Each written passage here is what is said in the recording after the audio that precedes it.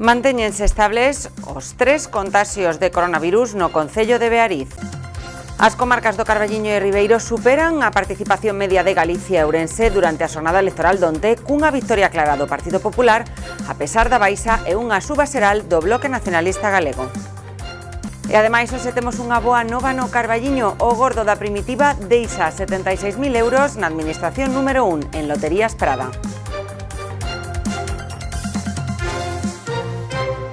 Ola, que tal? Moi boa noite a todos. Comezamos con ese foco de contaxios que comezaba a semana pasada no concello de Beariz, que se mantén en 3. A última hora do venres actualizábamos un cuarto contaxio máis no concello de Beariz, pero foi un erro de comunicación dos Sergas. O cuarto contaxio é da provincia de Ourense, pero nada ten que ver co foco de contaxios que comezou no concello de Beariz. Unha moza que ingresou a pasada semana no Chúo deu positivo por coronavirus. Non manifesta síntomas desta enfermidade, senón que o motivo do seu ingreso foi por outra patoloxía da que evoluciona favorablemente. Este caso lembramos que se trata dun contaxio importado doutro país. Trátase dunha moza que viaxou dende México con destino a comarca do Carballiño.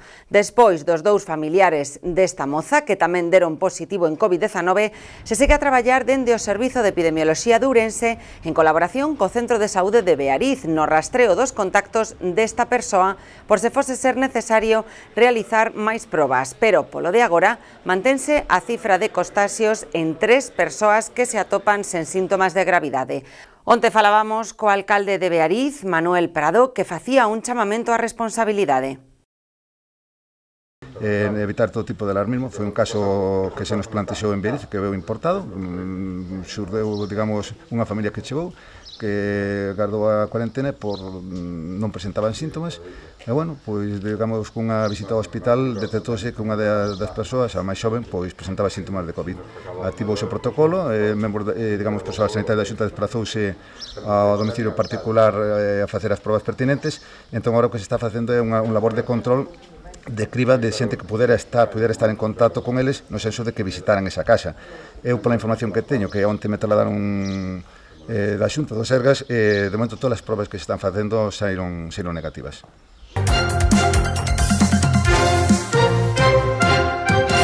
E no número xeral de casos de coronavirus na comunidade galega sube en 9 respecto da xornada pasada. 262 casos é o número total.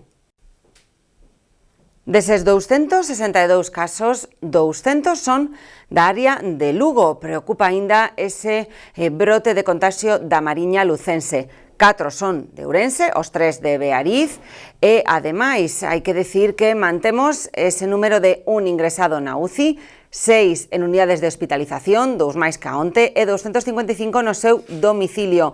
Nas últimas 24 horas deronse 3 persoas de alta e, afortunadamente, levamos a máis dun mes sen falecementos. Ademais, a OMS, a Organización Mundial da Saúde, vén de actualizar as novas formas de contaxio de coronavirus. Ademais do contacto físico ou das superficies, a organización recoñece que o virus transmítese polo aire, aínda que o fai con cautela, aludindo a espazos pechados e mal ventilados. Por contacto físico, o virus transmítese entre persoas e a través de contacto e das partículas respiratorias a menos dun metro de separación entre persoas con síntomas respiratorios. O virus pódese contaxiar tamén de forma indirecta por contacto con superficies ou obxetos que estiveron en contacto cunha persoa contaxiada. Tamén se dará por transmisión aérea de partículas, xa que permanecen no aire por períodos máis prolongados e chegan a persoas que estean a máis dun metro de distancia. Como novidade, probase que o coronavirus pode producir infección intestinal e estar presente nas heces, pero ata de agora non se notifica como posible a transmisión fecal-oral. As comarcas do Carballiño e o Ribeiro superaron a media de participación da comunidade galega e da provincia de Ourense, cunha victoria clara do Partido Popular en todos os concellos, a pesar da baixa en número de votos e cunha suba xeral do Bloque Nacionalista Galego. Estas eleccións tan atípicas facían predecir que terían unha participación moito máis baixa que as últimas de hai 4 anos. Porén, os galegos responderon moi positivamente á chamada ao voto cumplindo todas as medidas de seguridade sanitaria, rengleiras, mascarillas, xel hidroalcohólico e bandexas para depositar o DNI e chegaron amplamente ás mesmas cifras de participación que no 2016. Estáse desenrolando sin complicacións, a xente está acudindo a votar pois como ten que ser, adoptáronse todas as medidas de seguridade que eran pertinentes, está a xente con mascarillas, os membros da mesa con pantallas, xa digo, estáse desenrolando sin problema de ningún tipo, bueno, vese bo ambiente que é unha cousa importante un día como de hoxe. Topámonos nunhas eleccións sin precedentes, nun proceso de normalidade, como sabedes todos, fago un chamamento para que nestas eleccións que son as máis importantes dos últimos anos, onde os galegos e as galegas imos decidir o futuro dos próximos anos para Galicia, que fagamos pois todos un chamamento masivo á nosa cidadanía galega para que faga unha participación sin precedentes, para que o resultado das eleccións e o futuro de Galicia se decida en base a uns parámetros o máis axustados á realidade do que os galegos e as galegas decidan, por suposto. Bueno, pois esperar que todo transcurra con normalidade, que todas as medidas de seguridade pois estén garantizadas e se cumpran e que non teñamos ningún percance e que todo salga ben. E así foi, as comarcas do Carballiño e o Ribeiro volveron a superar a porcentaxe media de participación de Galicia e Ourense. Esta boa resposta xa notaron moitos alcaldes e candidatos ao Parlamento galego cando foron votar pola mañá, entre outros, José Luis Valladares, alcalde de Cea, e Manuel Cerdeira do Irixo, animaban a ir votar lembrando todas as medidas sanitarias que se tomaron. Aquí seguimos o protocolo que nos marcou a Xunta Electoral e a Xunta de Galicia, como é lógico. Penso que non todo o que queira vir votar non vai ter problema ningún, porque as medidas son moi estritas, moi rígidas. Aquí córrese menos risco que estando nun bar, nunha terraza ou nunha cafetería onde hai máis xente congregada. Eu penso que por eso a xente pode ir a votar sin problema de ningún tipo e que, bueno, que exerza o direito ao voto democráticamente como ten que ser. Nós estamos seguindo o protocolo marcado pola Xunta e na entrada pois, temos gel desinfectante, así como mascarillas para que todas as persoas pois, que entren a votar pois, cumplan cas medidas sanitarias oportunas. E, bueno, esperamos que non haxa ningún tipo de contagio, ni ninguna cousa, que cumplamos todas as medidas e que todo salga como ten que salir ben. As enquisas cumplíronse para o primeiro e o segundo partido, populares e nacionalistas, pero houbo máis sorpresas. Triunfos en paliativos do Partido Popular na comarca do Carballiño, superando o 50% dos votos en todos os concellos, destacando Beariz, Boborás, O Irixo e Cea, onde supera o 70% dos votos. No Ribeiro tamén acadaron unha maioría clara, excepto en Carballeda de Avia, onde o PSOE segue sendo a primeira forza neste concello e destacando tamén a suba do Partido Socialista no concello de Maside. Hombre, yo espero aquí al menos ganar, pero que ganemos el conjunto de Galicia, senón non ten mérito ganar nun sitio e non ganar en Galicia. Eu espero que a xente reflexione, despois desta pandemia topamos unha sanidade que fai moita auga, non? As políticas neoliberales que o Partido Popular pois agora quedaron ao descoberto. Partido Popular, Partido Socialista e Bloque Nacionalista Galego, por esta orden foron os partidos máis votados nas comarcas do Carballiño e Ribeiro, pero tanto Partido Popular como os socialistas baixaron en número de votos. De feito, os socialistas recibiron un dos respaldos máis baixos no Carballiño durante unhas eleccións autonómicas con só 1091 votos, a menos de 60 votos do Bloque Nacionalista Galego. Esta gran suba a dos nacionalistas na comarca do Carballiño foi en máis de 1000 votos, ata os 1780, e no Ribeiro foi similar, chegando aos 1471 votos. Que hoxe é un día moi importante para todas as galegas e galegos, porque é un día no que pódese dar ese cambio galego que tanto necesitamos, porque nos xogamos un futuro mellor para o noso país, e penso que, debemos sair todos a votar. Dende aquí animo a todas aquelas persoas que durante a campaña nos transmitiron esas ganas de cambio, esa necesidade de cambio galego, que ningún voto quede na casa, que todo o mundo saia a votar e así podamos construir un futuro mellor e unha Galiza mellor. A coalición da que forma parte Espazo Común foi a novena forza máis votada en Galicia, con 1.787 votos, pero moi lonxe de conseguir os 9.000 votos que necesitaba para acadar un deputado por Ourense. Na comarca do Carballiño conseguiu 524 votos, en a do Ribeiro 6 votos, en Piñor, onde o candidato Francisco Fraga foi alcalde tamén, foi a segunda forza máis votada. Francisco Fraga chamaba a votación para facer valer a Galicia interior a pesar das circunstancias. O importante é pois, que a xente no día de hoxe, nas circunstancias nas que estamos, pois participe, sobre todo dirixirme a todos os ourensáns e a todas as ourensáns, dicindolles ou señalándoles a importancia que teñen estes comicios. A través do seu voto, que digo que é un dereito fundamental, repito que é un dereito fundamental, temos a capacidade de decidir como queremos que sexa ou quen sexan os nosos representantes durante os vindeiros 4 anos en Santiago, no Parlamento Galego. E fago pois aquí, dende o meu colexio electoral, dende Piñor, dende esta Galicia interior que queremos con vida, dende este Ourense que queremos que exista, e o seu voto pois é decisivo para participar en política e pois para cambiar as cousas, se queren.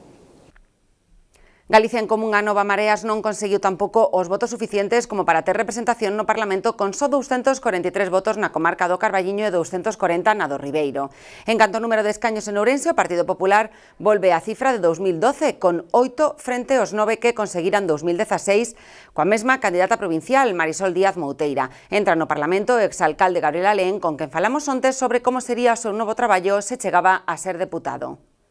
De traballar desde o municipalismo que partimos nós, como ex-alcalde do Concello de Cenge, como concelleiro actual do Concello de Cenge, pois poder aportar, facer a máxima aportación do Ribeiro Carballiño e Ourense pois dentro do Parlamento da Xunta de Galicia.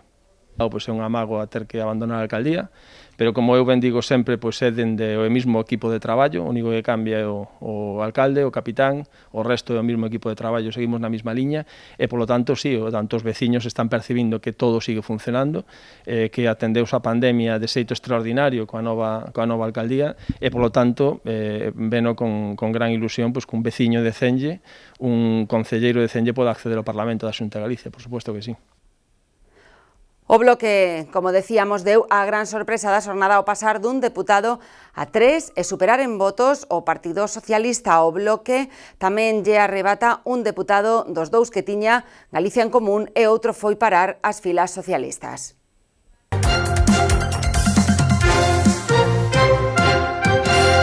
Hoxe temos ademais unha boa nova no Carballiño. O gordo da Primitiva, en Loterías Prada, deixa un gañador con 76.000 euros. Onte domingo, o sorteo do gordo da Primitiva deixou un premio de 76.000 euros no Carballiño por unha participación vendida na administración número 1 do municipio. O agraciado obtivo 5 acertos da combinación gañadora na que saíron os números 10, 23, 27, 28, 46 e con número 7 de reintegro. Parabéns ao gañador.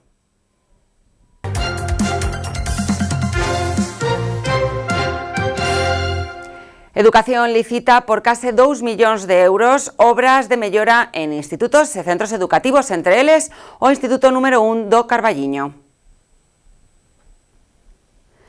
A Consellería de Educación, Universidade e Formación Profesional publicou na plataforma Contratos de Galicia a licitación das obras de acondicionamento xeral en 8 centros educativos, entre eles está o IES número 1 do Carballiño. A finalidade das obras proxectadas é acadar un maior aforro enerxético, ademais de executar outras actuacións accesorias. O obxectivo é iniciar as obras no centro durante o verán e compatibilizalas co inicio do curso escolar, sempre baixo as máximas medidas de seguridade. Os prazos de execución van entre un mes e medio e os 2 meses e medio. As obras do IES número 1, con 250.000 euros de investimento e un prazo de execución de un mes e medio, consistirán na sustitución da carpintería exterior e das luminarias por tecnoloxía LED, así como na colocación de falsos teitos en varias aulas e na renovación dun núcleo de aseos.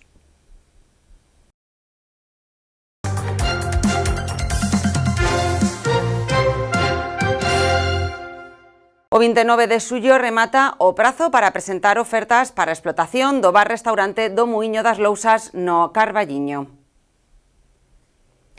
Segue aberto o prazo de presentación de ofertas para a explotación do bar-restaurante do Muiño das Lousas. Os priegos do procedemento atópanse publicados na plataforma de contratación do sector público. Ditos priegos foron publicados o pasado 3 de xullo e o prazo para presentar ofertas remata o 29 deste mes. Esta instalación hostaleira, que forma parte do conxunto do Parque Etnográfico do Arenteiro, leva varios anos en funcionar e a súa posta en marcha suporá un aliciente turístico etnográfico do Carballiño. Coa finalidade de que poidan optar o maior número posible de propostas, establécense unhas condicións moi favorables para os interesados, xa que a licitación partirá dun canon anual de pouco máis de 404 euros pola súa explotación. Os aspirantes deberán facerse cargo do acondicionamento do tellado, así como da reforma e equipamento do interior. O arranxo do tellado está orzamentado en máis de 13.000 euros. O Muiño das Lousas dispón de 92 prazas, 42 no comedor, 32 na terraza e 20 no bar. Entre as condicións fixadas polo Concello figura que o adxudicatario terá que mantelo aberto ao menos durante os 3 meses do verán.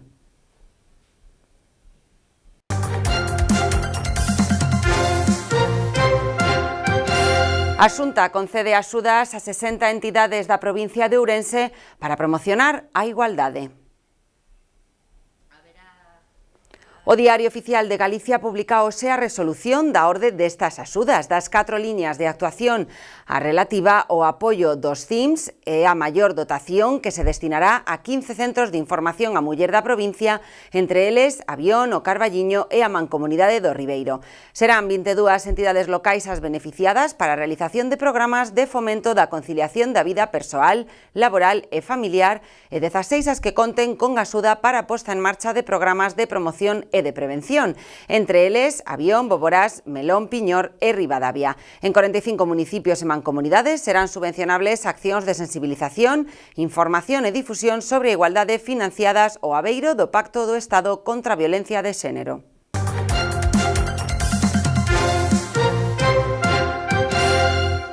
O Concello de Ribadavia adxudica o cambio de iluminación pública en Francelos e en San Cristobo. O contrato adxudicouse por un importe total de máis de 117.000 euros e a obra realizarase nun prazo de 3 meses, reducindo o consumo de enerxía eléctrica en alo menos un 30%. Esta obra consiste na sustitución da totalidade dos puntos de luz existentes nestas localidades, para colocar puntos de luz de tecnoloxía LED. O alcalde de Ribadavia, César Fernández, sinalou que se cambiarán 218 luminarias por outras novas de tecnoloxía LED, ademais de cambiar 1.440 metros de liña aérea trenzada deteriorada e a sustitución de 4 cadros eléctricos, ademais doutras actuacións complementarias en soportes. Esta actuación está confinanciada polo Concello de Ribadavia ao Instituto para a Diversificación e Aforro da Enerxía, o IDAE, que é dependente do Ministerio para a Transición Ecolóxica e o Reto Demográfico do Goberno de España.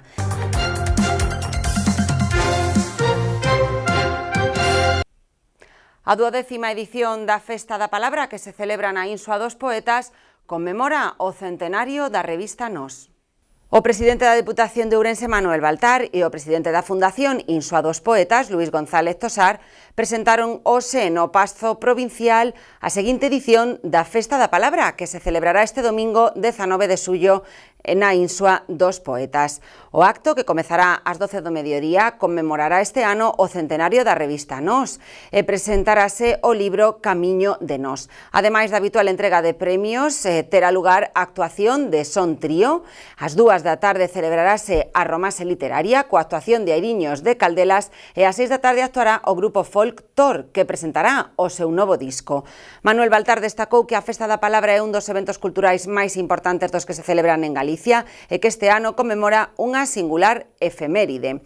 Luís González Tosar destacou que o domingo tamén se dará a coñecer a persoa ou obra homenaxeada na Festa da Palabra do 2021 e se entregarán os premios correspondentes á edición deste ano, unha cita cultural que contará coa participación de representantes de entidades sociais, culturais e institucionais de Galicia e que terá como escenario a incomparable contorna natural da Insua dos Poetas en Madernás.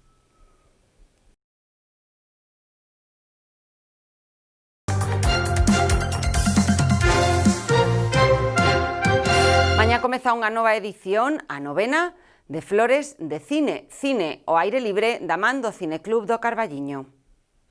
Mañá martes, mércores e xoves, no barrio de Flores, ás 10:30 da noite, proxectaránse 3 filmes da man do Cineclub do Carballiño.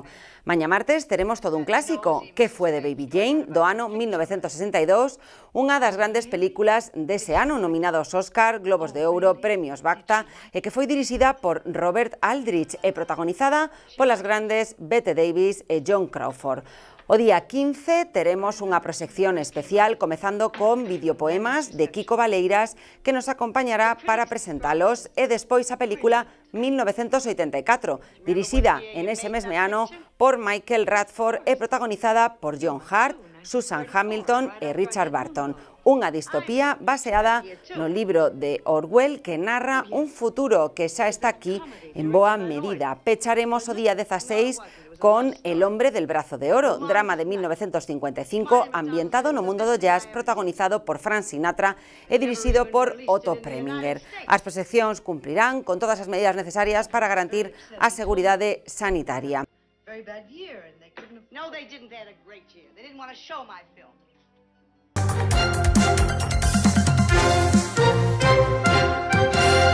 Mañá ábrese o prazo para participar no campamento de verán gratuito que prepara o Concello do Carballiño e que se fará en 2 quendas, en xullo e en agosto. A Concellería de Benestar Social, Igualdade, Sanidade, Educación e Normalización Lingüística do Concello financia un campamento de verán para un total de 80 participantes impartido pola empresa Mais Escola 21. É un servizo de balde para nenos empadroados no Concello e que teñan entre 4 e 12 anos, no que se ofertarán diferentes actividades para aproveitar o tempo de lecer dunha forma educativa, divertida e saudable, respetando as actuais normativas de prevención fronte ao COVID-19. Habilitarase 2 quendas, a primeira do 20 de xullo ao 7 de agosto e unha segunda do 10 de agosto ao 28 de agosto. Os interesados deberán recoller a folla de inscripción nos servizos sociais e presentala no rexistro municipal ou na sede electrónica do Concello dende mañá martes ata o xoves 16 de xullo. A asignación de prazas será por rigorosa orde de entrada en dito rexistro.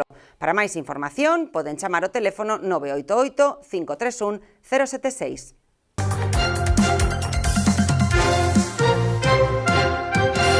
Hoxe 13 de xullo é o Día Internacional do Rock and Roll. Hoxe é unha data marcada para os amantes deste tipo de música que lembran as bandas míticas que deixaron unha pegada no mundo. A elección deste día coincide co megaconcerto benéfico Live Aid levado a cabo de forma simultánea en Londres, Filadelfia, Sydney e Moscú no ano 1985, en o que participaron as bandas de rock and roll máis grandes emblemáticas do momento, como Led Zeppelin, The Who, Queen, U2, Eric Clapton, entre outros.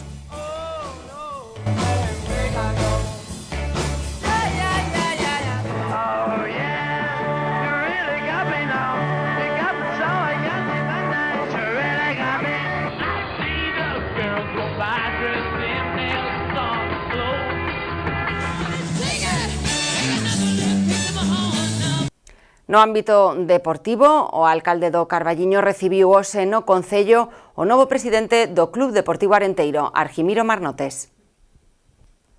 O alcalde do Carballiño, Francisco Fumega, e a concellera de Deportes, Silvia Baranda, reuníronse hoxe no Concello co novo presidente do Club Deportivo Arenteiro, Argimiro Marnotes, e o directivo Manuel Cid, como unha primeira toma de contacto coa nova directiva da entidade. Na reunión analizouse a colaboración do Concello co clube, así como as circunstancias relativas á escola de fútbol. Neste senso, comunícanse que nos próximos días anunciarase o comezo do período de inscripción para a Escola Deportiva de Fútbol.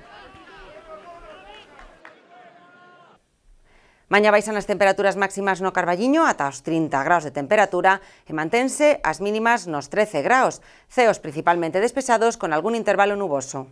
Baixada tamén de temperaturas no Concello de Ribadavia ata os 33 graus de máxima, as mínimas mantense nos 15 graus e os ceos estarán igualmente principalmente solleiros con intervalos nubosos.